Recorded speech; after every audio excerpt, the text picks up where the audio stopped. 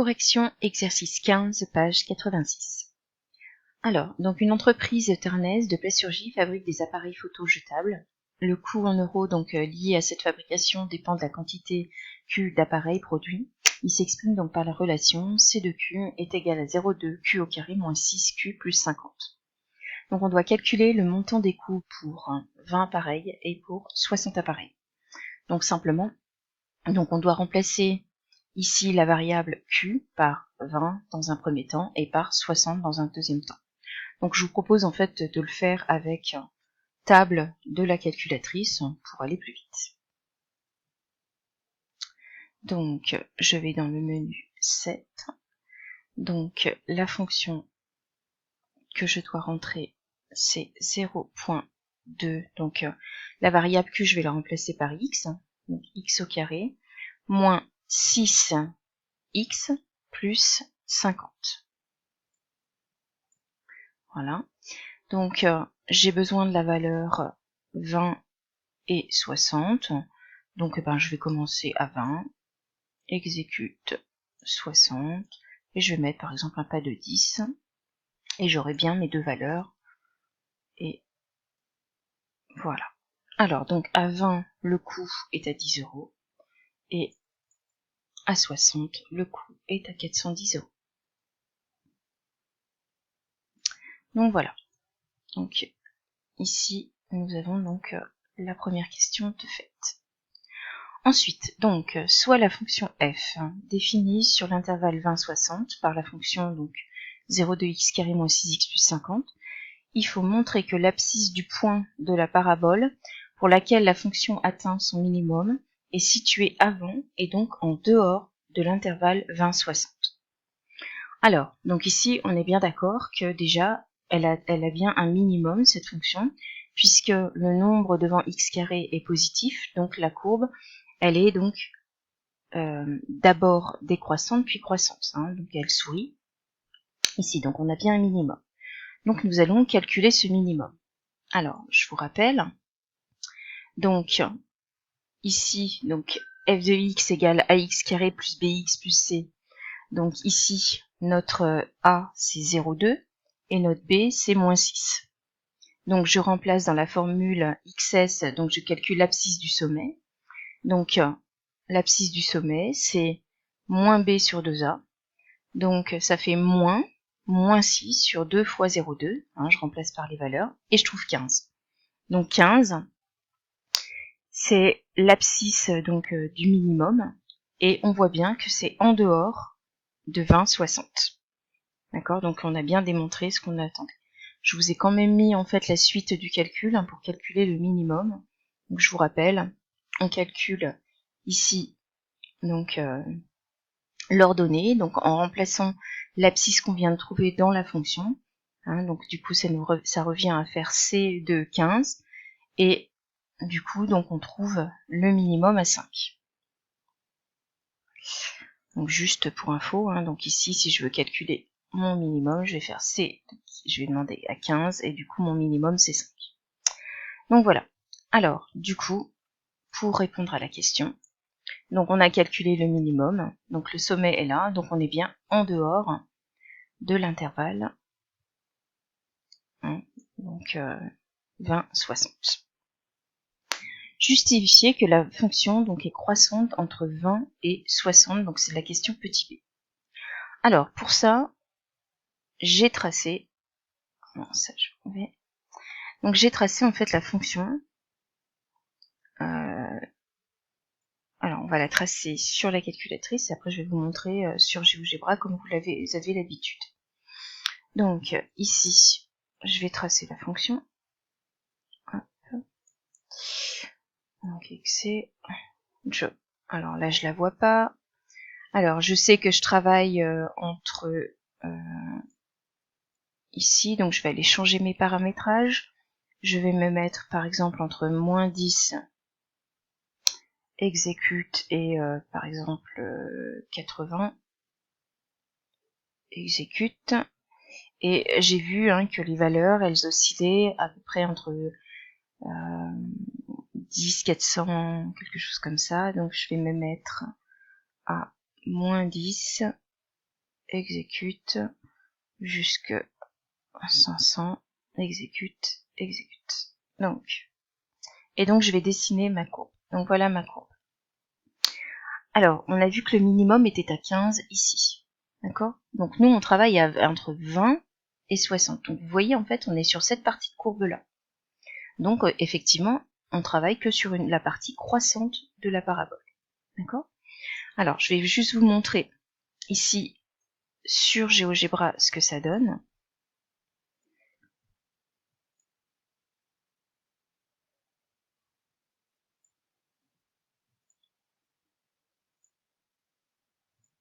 Ici. Alors, donc en rose, c'est la courbe normale qui est tracée. En noir, le point A, c'est notre minimum. Hein, j'ai demandé l'extrémum.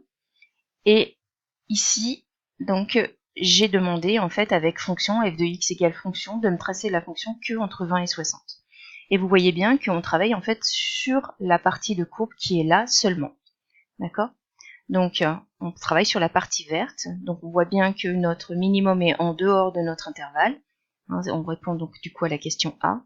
Et on voit bien aussi que du coup, on travaille que sur une partie croissante. Alors, donc, pour ceci, du coup, donc, on peut s'en sortir. Donc, on dit que, étant donné qu'on est positif, que A est positif, du coup, on a la fonction donc qui est d'abord décroissante et puis après croissante. Et du coup, donc, on travaille sur la partie croissante. Voilà. Vous pouvez faire un petit schéma aussi pour expliquer. Il n'y a pas de souci pour faire ça. Ensuite, donc construisez le tableau de variation du coup. Alors, le tableau de variation est assez simple du coup. On travaille entre 20 et 60. On n'est que sur une partie croissante. Et on a déjà donc les valeurs de notre fonction puisqu'on les a calculées à la question 1. Je vous rappelle ici. Voilà. Ensuite, le tableau de valeur de la fonction f. Donc le tableau de valeur, donc entre 20 et 60. Donc là, on utilise table comme on a fait tout à l'heure. On a juste à relever les valeurs.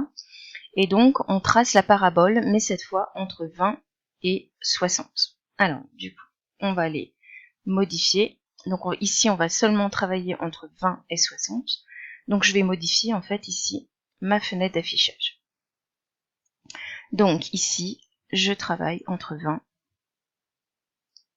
et 60. Je donne le X-min et le X-max. Exécute, exécute, draw. Voilà. Donc je travaille que sur cette partie de courbe. Ensuite, on vous dit que le prix de vente des appareils jetables est de 6 €. Donc on doit calculer pour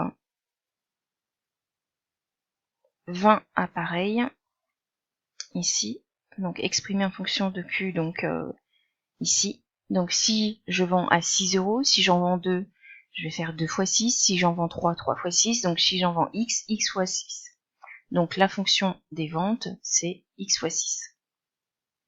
Alors, attendez, parce que du coup je vous avais mis également. Donc c'est 6 fois Q ou 6 fois X, c'est pareil. Donc après on doit calculer V de 20 et V de 60. Donc ici c'est 6 fois 20, 6 fois 60, ou on peut rentrer la fonction dans table, tout simplement. Alors je vais la rentrer cette fonction ici. Je vais me mettre, donc je retourne dans table, exécute. Donc la fonction des ventes c'est 6x, exécute, et du coup mon intervalle est bon. Donc j'ai besoin pour 20 et 60, donc ça fait 120, et pour 60 ça fait 360. Voilà, donc ici on a les valeurs. Ensuite il faut tracer la droite, donc 6x, et donc résoudre après graphiquement f de x égale g de x. Donc nous on va le faire avec la calculatrice, bien entendu. Alors, donc on retourne dans le graphe. On a déjà donc nos deux fonctions ici, et je vais lui dire de dessiner. Alors, j'ai juste celle-ci qui n'était pas sélectionnée. Vous voyez, il n'y a pas le petit carré noir. Donc je vais sélectionner aussi celle-ci qui me trace celle-ci. Allez, dessiner. Donc on voit bien donc les deux courbes ici. Alors, on vous demande quand est-ce qu'elles sont égales. Donc on voit bien qu'elles sont égales à cet endroit-là. Donc on va faire la même manipulation que hier. Donc on va aller résoudre quelque chose sur les courbes. Donc c'est Shift F5, donc j'ai solve. Et je vais demander les intersections, ISCT. Donc je vais appuyer sur la touche ici. Donc on voit ici la valeur donc pour laquelle on a l'intersection. Et donc l'intersection, c'est pour x égale 55,5. Donc, déduisez-en donc à partir de combien d'appareils on commence à produire à perte. Donc on voit bien que clairement, donc ici, les ventes commencent à être en dessous de nos charges. Donc c'est-à-dire à partir de ce point d'intersection, on commence en fait à être en perte. Donc avant, toute la partie avant, on est en bénéfice. Donc ici, on est en perte. Donc on va arrondir donc à partir de 55 appareils, puisque à 56 appareils, pardon. À 56 appareils, on est déjà en perte. À 55, on est bon, puisqu'on est juste avant le point. Donc, ici, donc ici, hop, donc je vous mets la suite de la correction ici. Donc sur le graphique, donc on lit 55,5 et donc on voit bien qu'on commence donc à être en perte à partir du 56e appareil. Donc voilà, fin de correction de l'exercice 15.